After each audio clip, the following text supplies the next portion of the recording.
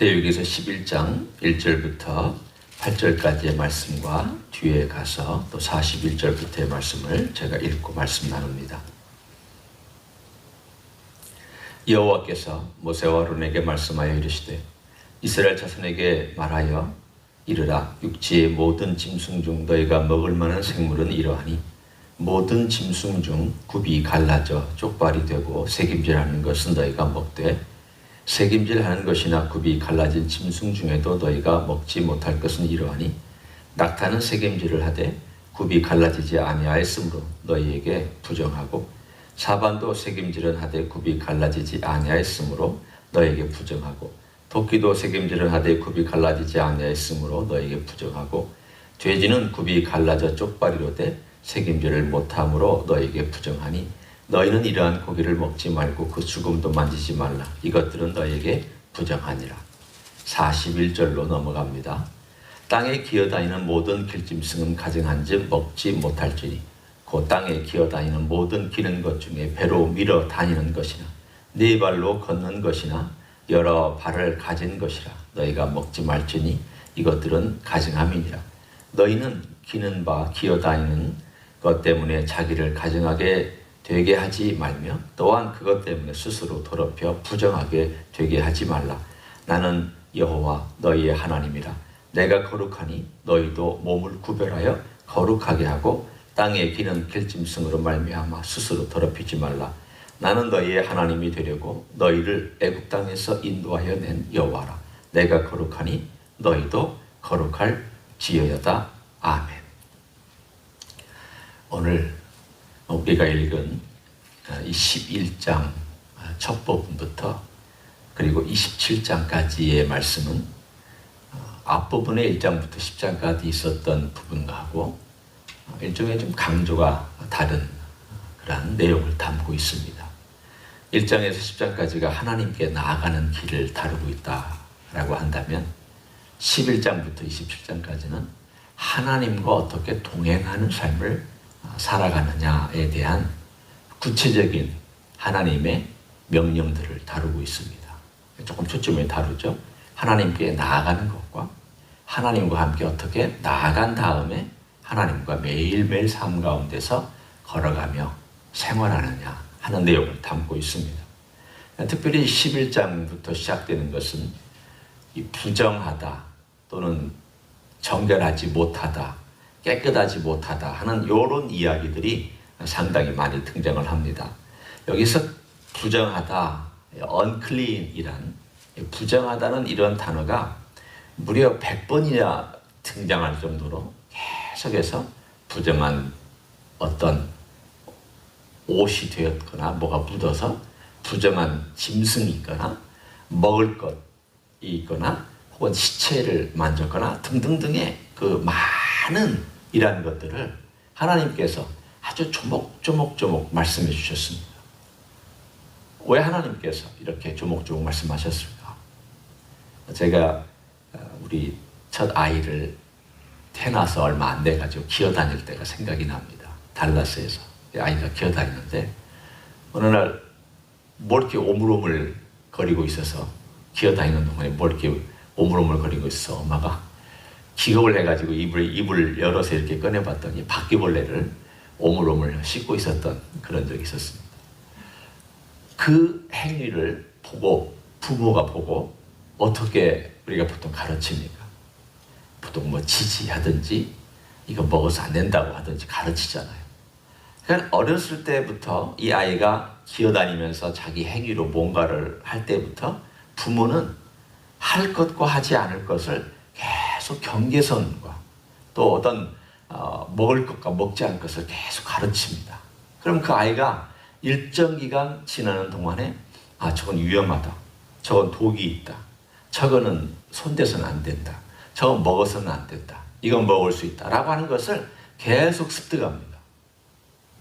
이스라엘 민족이 애굽 땅에서부터 가나안으로 왔습니다. 애기죠. 영적으로 애기입니다. 태어나서 얼마 안 된 그야말로 나라로 치면 애기 같은 나라입니다. 하나님을 제대로 섬겨봤나요? 하나님께 나아가는 법을 제대로 경험해 봤나. 이제 겨우 출애굽시켜놓고 신의 산에서 하나님의 영광을 보게 만들었습니다. 깜짝깜짝 놀랐죠. 그러나 그들의 삶 가운데서 아직 그것이 내면화되어서 성숙하게 되려면 시간이 한참 걸리는 과정이었습니다. 그들에게 가나안 땅에 들어갑니다. 그럼 가나안 땅에 들어갔을 때에 그 가나안 땅에서 그들이 어떻게 살아야 될까? 하나님께서 그들의 삶의 가장 중요한 내용은 그들의 삶 자체가 거룩한 삶이 되는 것이었습니다. 왜냐하면 오늘 우리가 읽은 내용 중에 하나님께서 우리에게 주신 메시지이고 그들에게 주신 메시지의 가장 핵심이 44절과 45절에 있습니다. 제가 다시 한번 읽어드립니다.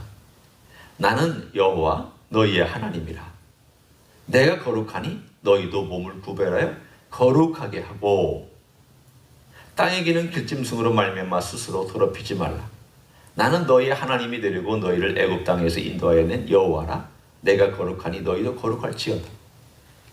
오늘 여기서 두 번씩이나 하나님께서 강조한 내용이 내가 거룩하니 너희도 거룩할지어다. 이 명령을 하셨고 그리고 나서 하나님께서 내가 거룩하니라고 하는 이 말씀을 먼저 던져주셨습니다.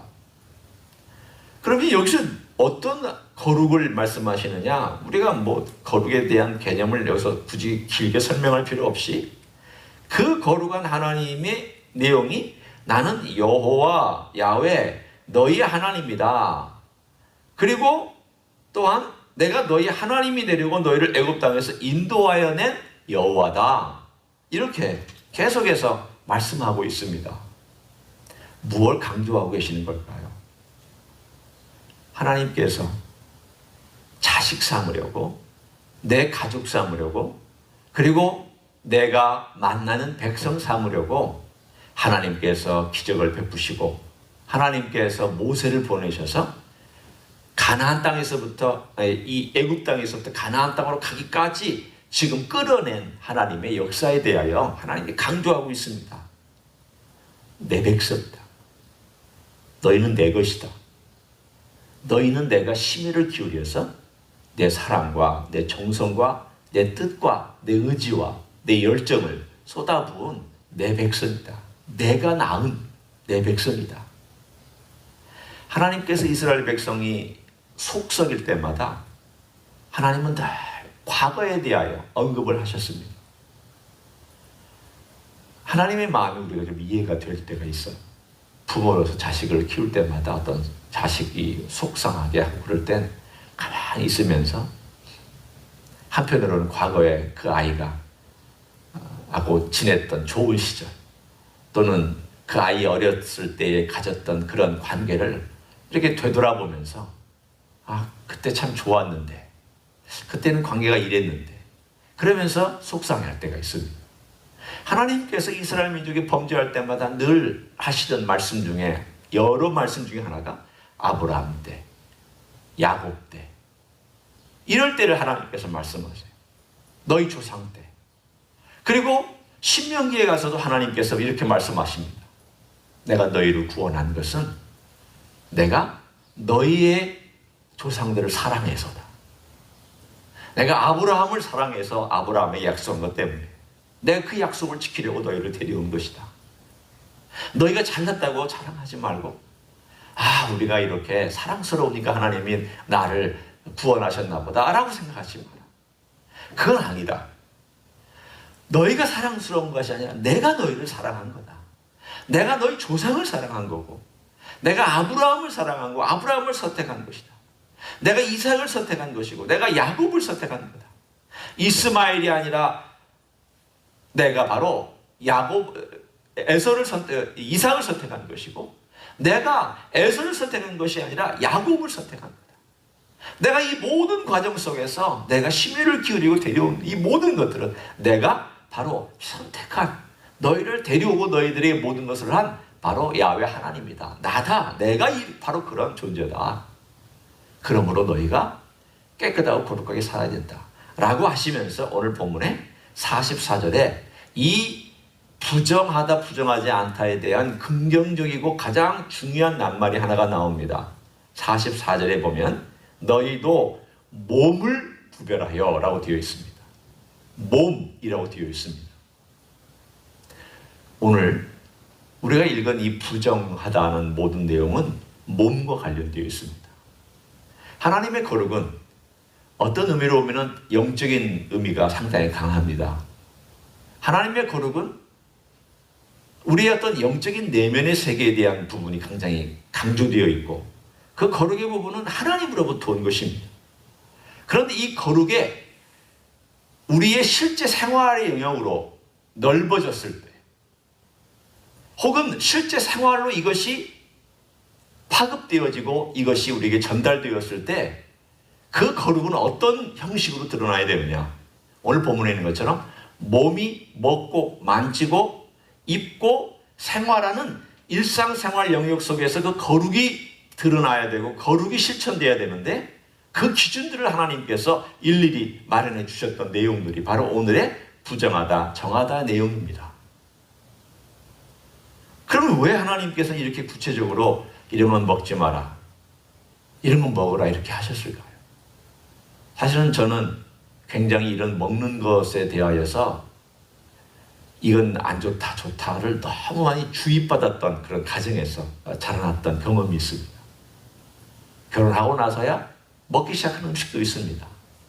심지어는 신약 시대에 살면서도 여전히 그러한 것들을 하고 있는 이런 문제에 대하여 구약 시대에 왜 하나님께서 그렇게 하셨을까?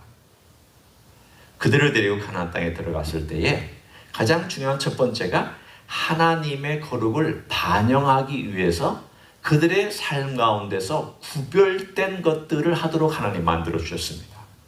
구별된 것. 먹는 것도 구별되고 행동하는 것도 구별되고 만지는 삶도 구별되어서 구별된 삶이 일상생활 속에서 준비가 되었을 때에 하나님께 나아오는 삶이 준비가 됩니다.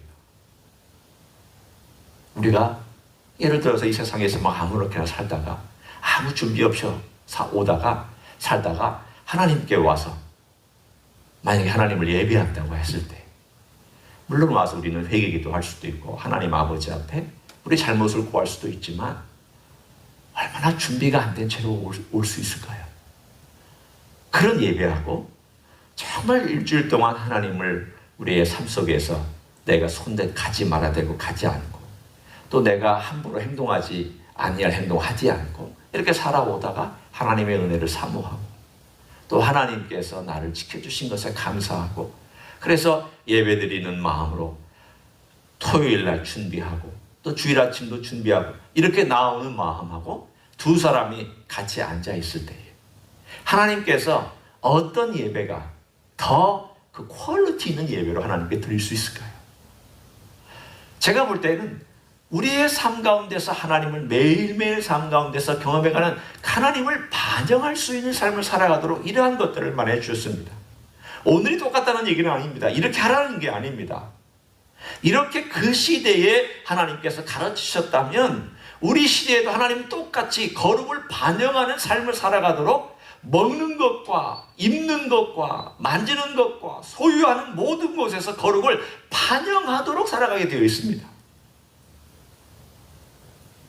아무데나 가지 마라. 아무데나 갈 수 없잖아요. 네가 소유한 것 생각해봐라. 너무 과하지 않느냐. 네가 입는 옷 생각해봐라. 너무 사치스럽지 않냐. 네가 먹는 거 한번 생각해봐라. 건강한 음식 잘 먹고 너무 사치스러운 음식 먹지 않고 있느냐. 네가 만지는 물건 생각해봐라. 네가 함부로 만지느냐?